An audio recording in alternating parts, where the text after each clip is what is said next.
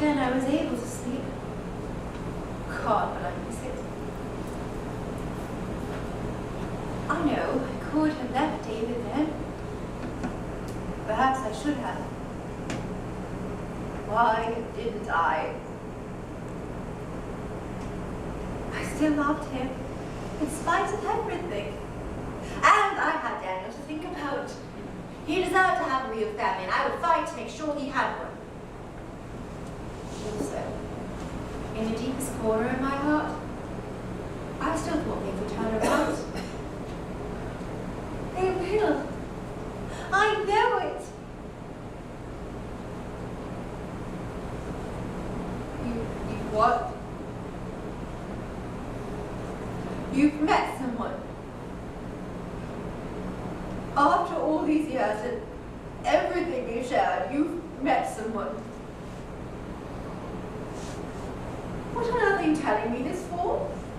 You've been screwing other women for a long, long time now, so what's one more to the list?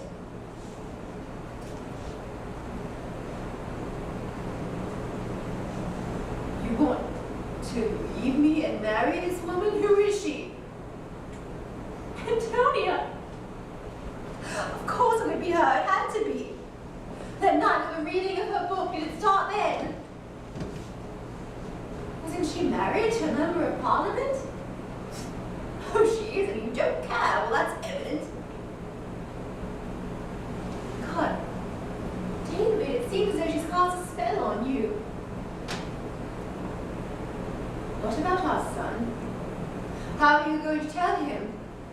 What are you going to tell him about leaving his mom and start a new family and have a new life? Yes, that's what I thought.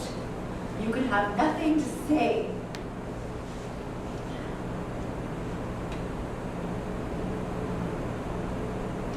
David leaves me. Daniel goes with him. I don't know why. What is the point of a marriage where people can just leave without consequence? He needed me once. I gave him all I had. Now I need him. And he meets someone and decides he likes her better. It all slips away from me. Showing up to work, his shadow is there. Reading plays, his shadow is there. Talking to Daniel, my child with him. I will not let David get away with this. I refuse to play this silently, be quiet, to go down without a fight. Our old friends aren't talking to me, I don't need them. I still have one stage I can use and one group of friends that very much wants to hear my side of the story, and so to them I will go. Ladies and gentlemen of the press, thank you so much for your time today. I am delighted to be here with you and will be pleased to answer any questions you may have.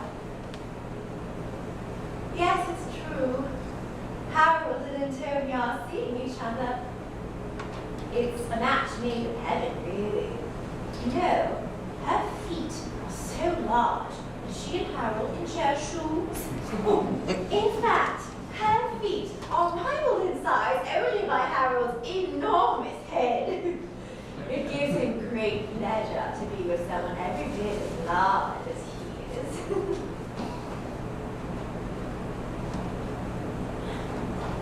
But this does little to stop Harold and Antonia from going about their business as usual.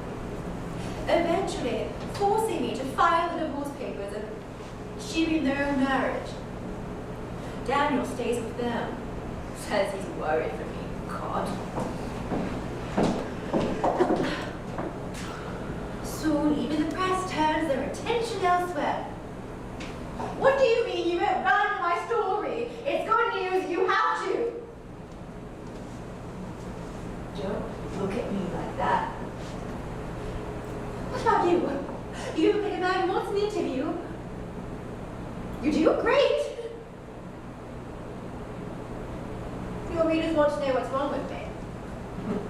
I should have thought that one obvious. Does anyone have a bottle of pills labeled husband? Where are you going? Come back here! Infatuated as ever by him. Well, then Aristotle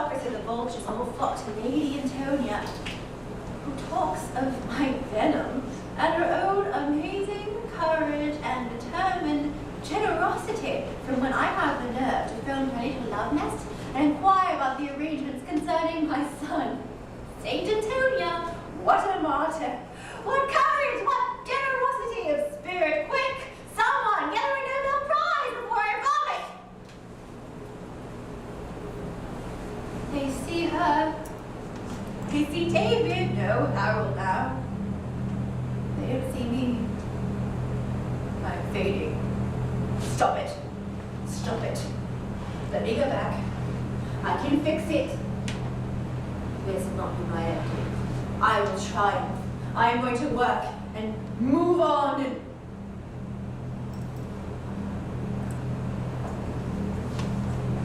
No. It won't work that way. I see that now. I promised you I'd tell you everything. So I will.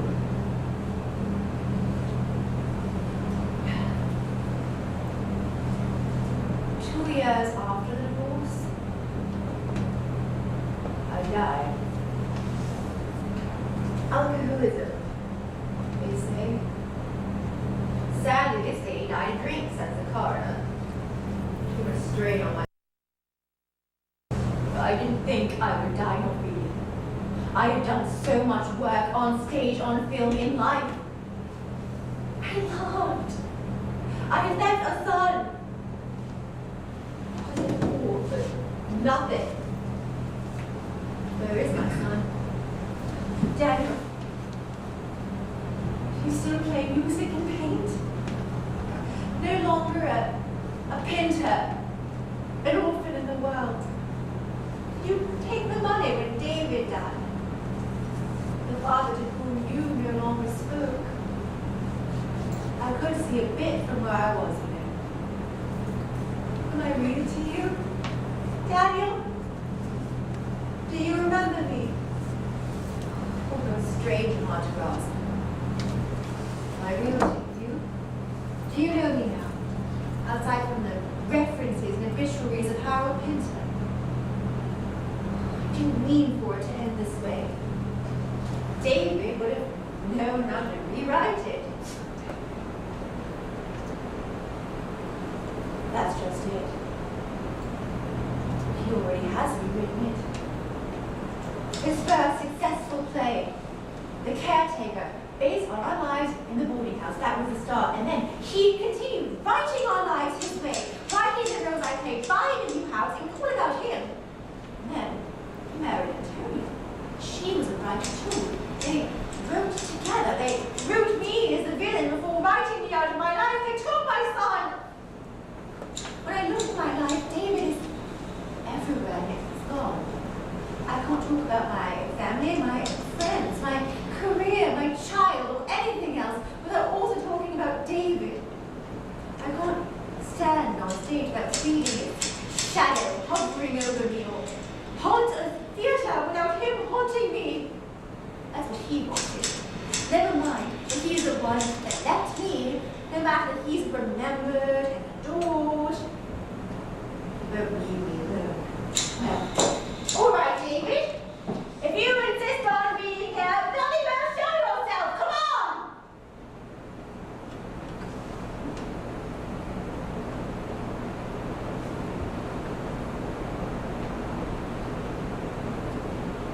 It's just me here. I only see myself. You don't see him, do you? No? Because for the first time in a long time, neither do I.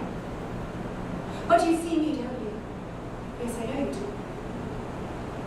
I see myself. It was me all the time. I couldn't change it.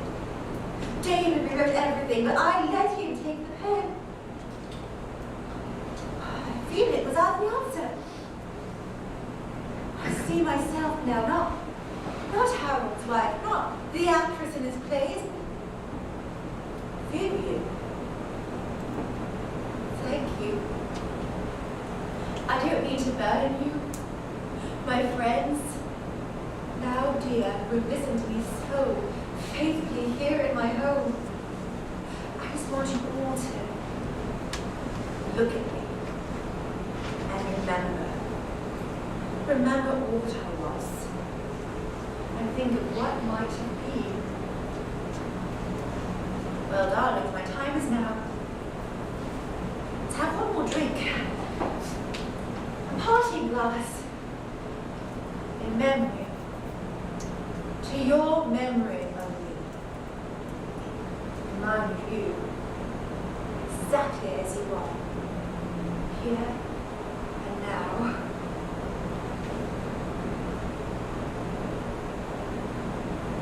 I can sleep now. Finally. Good night.